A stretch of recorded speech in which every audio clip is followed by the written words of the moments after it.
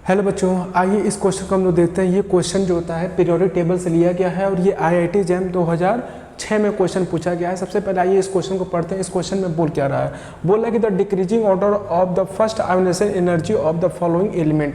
जैसे कुछ हमारे पास एलिमेंट दिए गए हैं, उनका हमको डिक्रीजिंग ऑर्डर में आयोनाइजेशन एनर्जी का क्या बताना है, ऑर्डर बताना है। सबसे पहले एलिमेंट कौन कौन सा दिया गया है, तो हमारे पास दिया गया है हाइड्रोजन दिया गया है, हाइड्रोजन दिया गया है, हीलियम दिया गया है, और कौन सा दिया गया है, बेरिलियम दिया गया है, और कौन सा दिया गया है, बोरॉन दिया गया है। ये चार एलिमेंट हमारे पास दिए गए हैं और इन चारों एलिमेंट में हमसे क्या बताना है, decreasing order of ionization energy का ऑर्डर बताना है। सबसे पहले हम एक बार बताइए, हाइड्रोजन और हीलियम ये कहाँ पे आते हैं, ये फर्स्ट पीरियड में आते हैं। कहाँ पे आते हैं, फर्स्ट पीरियड में आते हैं। और बेरिलियम और बोरॉन कहाँ पे आते हैं, सेकेंड पीरियड में आते हैं। कहाँ पे आते हैं, सेकेंड पीरियड में। यानी कुल मिलाकर हम लोग ये जानते हैं, जब हम ऊपर से नीचे आते हैं, ऊपर से नीचे आते हैं तो आयोनाइजेशन एनर्जी का वैल्यू क्या करता है, डिक्रीज करता है, लेकिन साइज क्या करता है, इंक्रीज करता है।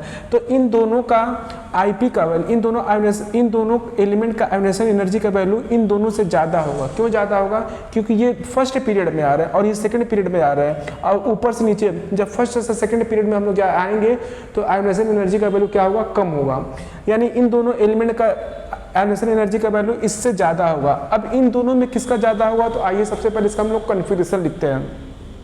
हम लोग जानते हैं कि हाइड्रोजन का एटॉमिक नंबर कितना होता है, 1 होता है, तो इसका कन्फिगरेशन कितना हो जाएगा, 1s1 हो जाएगा। और हीलियम का एटॉमिक नंबर कितना होता है, 2 होता है, तो इसका कन्फिगरेशन कितना हो जाएगा, 1s2 हो जाएगा। और बेरिलियम का एटॉमिक नंबर कितना होता है, 4 होता है। बेरिलियम का जब एटॉमिक नंबर 4 होता है तो इसका कन्फिगरेशन क्या हो जाएगा, 1s2 2s2 हो जाएगा। और बोरॉन का एटॉमिक नंबर कितना होता है, 5 होता है, तो इसका इलेक्ट्रॉनिक कन्फिगरेशन कितना हो जाएगा, 1s2 2s2 2p1 हो जाएगा। कितना हो जाएगा, 2p1 हो जाएगा। तो एक बात बताइए, हम लोग ये भी जानते हैं कि जो जनरल ट्रेंड इन आईपी वैल्यू वो क्या होता है, वो हम लोग ये जानते हैं कि जिसका भी इलेक्ट्रॉनिक कन्फिगरेशन P6 रहेगा उसका वैल्यू जो होता है आयोनाइजेशन एनर्जी का सबसे ज़्यादा होता है। तो पहले P6 होता है, उसके बाद P5 होता है, उसके बाद क्या होता है, P3 होता है, उसके बाद क्या होता है, P4 होता है, उसके बाद क्या होता है, P2 होता है, उसके बाद क्या होता है, S2 होता है, उसके बाद क्या होता है, P1 होता है, उसके बाद क्या होता है, S1 होता है।